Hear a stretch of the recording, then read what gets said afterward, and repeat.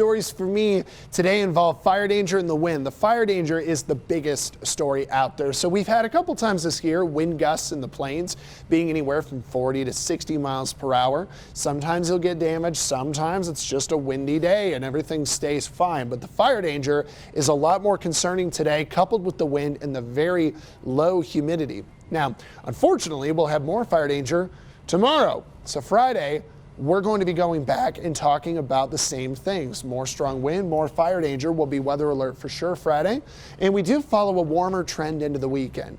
Not thinking that we actually get any red flags this weekend, at least on Saturday, but we were kind of watching Sunday for some of the plains. Out the door this morning, you've got red flag warnings everywhere from Denver all the way down into Pueblo, Colorado Springs, Trinidad, pretty much everywhere into the plains. So high fire danger is a big thing for all of the grassy areas. And if you see smoke, call it in, but watch it, okay? Because dust can easily get confused with smoke, especially with how dry things have been. You know, we've barely had any rain or snow in the plains this last month. March was supposed to be the snowiest month of the year for Colorado Springs. We've had 1/10 of an inch. Pueblo just a little bit more.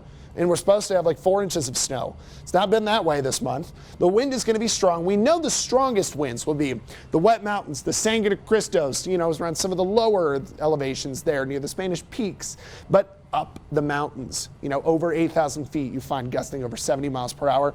A lot of Colorado Springs, Walsenburg, Trinidad, somewhere between 40 to 60. The closer you are to the interstate, the more you're going to get the wind. And I just had a trucker say on Twitter, he's like, hey, when do I really have to worry? I drive a semi. I'm kind of saying around 11 a.m. That's when we should start seeing more of the wind impact. Currently at the summit of Pikes Peak, it's real strong and windy, but it's always windy up there. These winds are going to tumble down from up high. So it's going to be windier at the summits of our big mountains, and then eventually, by 11 a.m., it'll catch up to the plains.